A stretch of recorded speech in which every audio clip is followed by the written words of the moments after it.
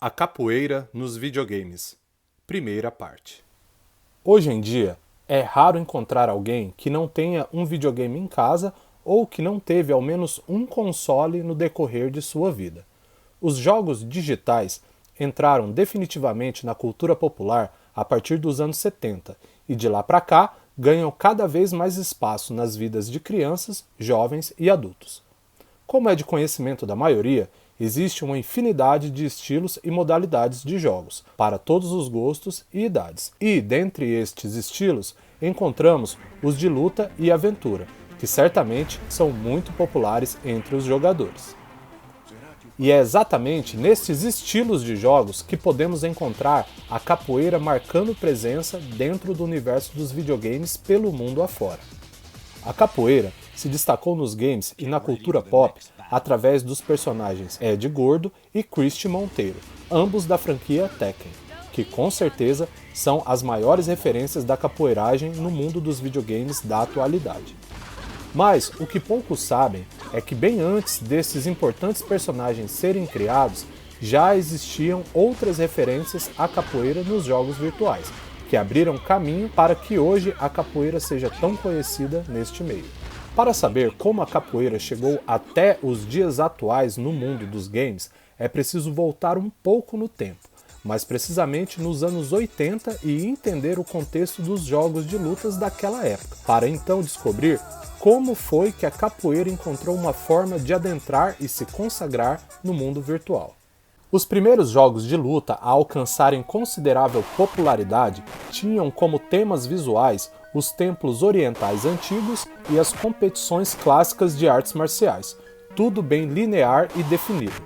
Até que um grupo de desenvolvedores de jogos de uma companhia japonesa, hoje conhecida como Capcom, percebeu a necessidade de trazer estes jogos para uma temática mais próxima da realidade daquela década, visando ganhar mais consumidores para aquele tipo de jogo.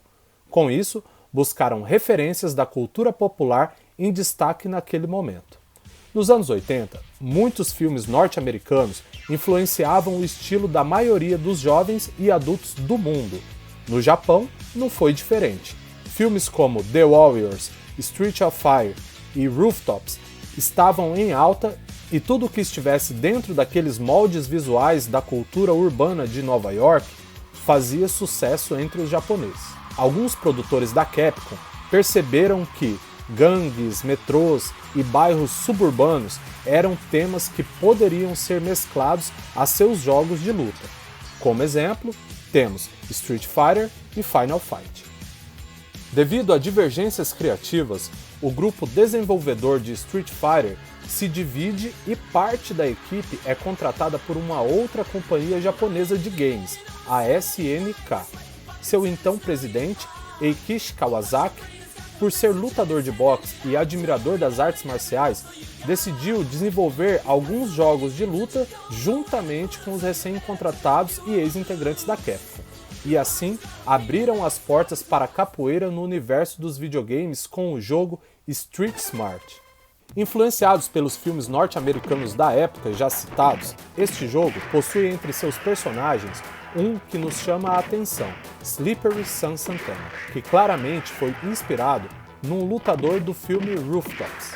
Apesar de não ter sido muito conhecido, Sam Santana foi o primeiro personagem com movimentos de capoeira dos games e serviu de matriz para que alguns anos mais tarde surgissem outros capoeiristas nos jogos virtuais. Na ordem cronológica, falaremos um pouco de cada um deles. Street Smart, 1989.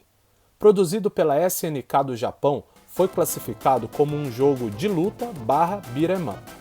Como dito anteriormente, de uma forma geral, esse jogo não ficou tão conhecido como seus sucessores, mas certamente serviu como base para vários outros jogos e personagens, que surgiriam nos anos seguintes dentro da própria SNK e também dentro de outras produtoras. Aqui temos Slippery Sam Santana, um grandalhão de 38 anos com seus modestos 92 quilos, um oponente ágil que trazia um nível de dificuldade considerável.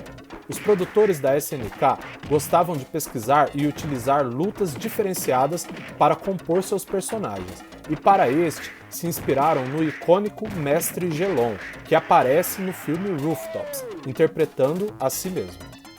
O Mestre Gelon foi um dos pioneiros a levar a capoeira para os Estados Unidos e, de certa forma, acabou sendo também o pioneiro em levar a capoeira aos videogames. Hoje em dia, o Mestre Gelon ainda reside nos Estados Unidos e foi fundador, juntamente com o Mestre Guerreiro, do grupo Luanda. Street Fighter II, 1991. Considerado um dos jogos mais influentes da história dos games de luta, Street Fighter II foi produzido pela Capcom do Japão.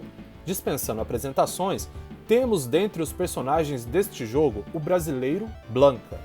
O que poucos sabem é que inicialmente Blanka era bem diferente de como o conhecemos hoje em dia. Seu conceito primário era de um escravo e seu nome seria Anabeb. A figura se apresentava como uma caricatura de uma época sombria da história do Ocidente. Além de traços fortes e agressivos, o personagem trazia até mesmo correntes presas a seu corpo. Mas, felizmente, a equipe de produtores percebeu que seria algo negativo retratar um personagem com essa temática e logo trataram de reformular todo o conceito da arte visual, chegando ao resultado atual do personagem. Assim que o jogo foi lançado, em 1991, pouco se falava a respeito da origem deste personagem e também da ligação entre Blanka e a capoeira. Tempos depois, muitas especulações foram feitas devido à popularidade que o personagem foi conquistando. Muitos estavam curiosos em saber que tipo de luta era aquela de Blanka. Seus idealizadores, embora tenham utilizado referências de golpes de capoeira, a princípio queriam que o personagem não ficasse preso a nenhum estilo de luta. Gostariam que ele tivesse um estilo único e particular.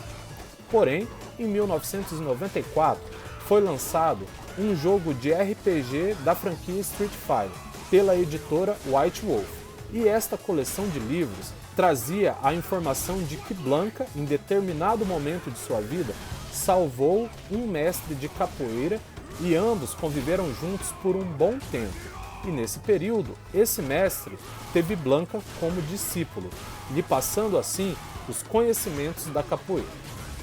Por se tratar de um jogo produzido nos Estados Unidos, alguns afirmaram que essa versão da história não seria a versão oficial, mas para não deixar dúvidas, a Capcom do Japão oficialmente declarou que Blanka e a capoeirista Helena, outra personagem da franquia que vou falar mais adiante, sempre praticam capoeira quando se encontram e são muito amigos, confirmando assim a versão da história em que Blanka detém conhecimentos de técnicas da capoeira.